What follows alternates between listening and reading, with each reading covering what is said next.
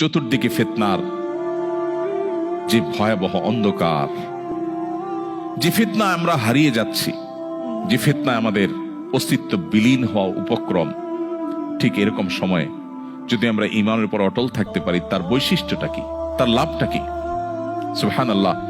তিরমিজি বর্ণিত আরেকটি হাদিসে নবী করিম সাল্লাল্লাহু আলাইহি ওয়াসাল্লাম বলেছেন, এমন একটা সময় আসবে যখন ঈমানের উপরে অটল থাকাটা জ্বলন্ত কয়লা, আগুনের কয়লা হাতে রাখার চাইতে কঠিন হবে বা হাতে রাখার মতো হবে। নবীজি বলেছেন, সেই সময় সবর করাটা, ঈমানের উপরে টিকে থাকাটা, সমাজের সবাই একটা স্রোতে দৌড়ায়, তার বিপরীতে দৌড়ানো সহজ বিষয় নয়। কিন্তু এই কাজটা যারা করতে পারবে, নবীজি বলেছেন তাদের কাজটা কষ্টসাধ্য এতটাই যে জ্বলন্ত আগুনের কয়লা হাতে রাখার চাইতেও বা রাখার মতো কষ্টের, কিন্তু এর বিনিময়টা আবার সেরকম ঈর্ষণীয়। তিনি বলেছেন 50 জন মানুষ আমল করে যে পরিমাণ সওয়াব পাবে, ওই সময় এই রকম প্রতিকূল পরিবেশে যিনি নিজের ঈমানকে, নিজের আইডেন্টিটিকে, নিজের আমলকে, নিজের মুসলমানিত্বকে যে ব্যক্তি বুলন্দ করে রাখবে, উঁচু করে রাখবে, ধরে রাখতে পারবে, আল্লাহ তাআলা তাকে 50 জন মানুষের আমলের সমপরিমাণ সওয়াব তাকে দান করবেন।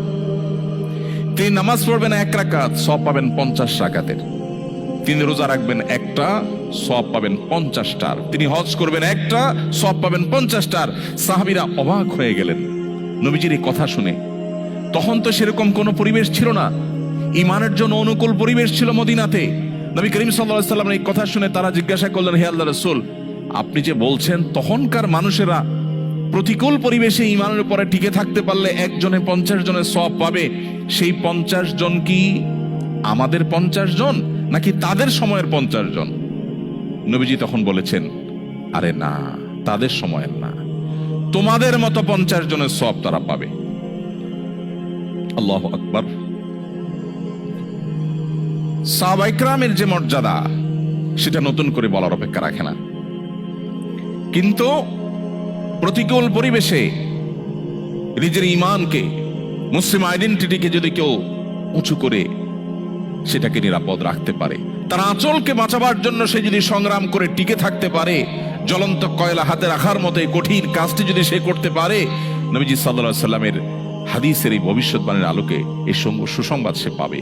আল্লাহ তাআলা আমাদের সবাইকে শক্তিশালী ঈমানের অধিকারী হওয়ার মধ্য দিয়ে এই প্রতিকূল পরিবেশে আমাদের ঈমানকে, আমাদের আইডেন্টিটিকে, আমাদের ইসলামকে আল্লাহ তাআলা সেফ এবং নিরাপদ রাখার তৌফিক দান করুন।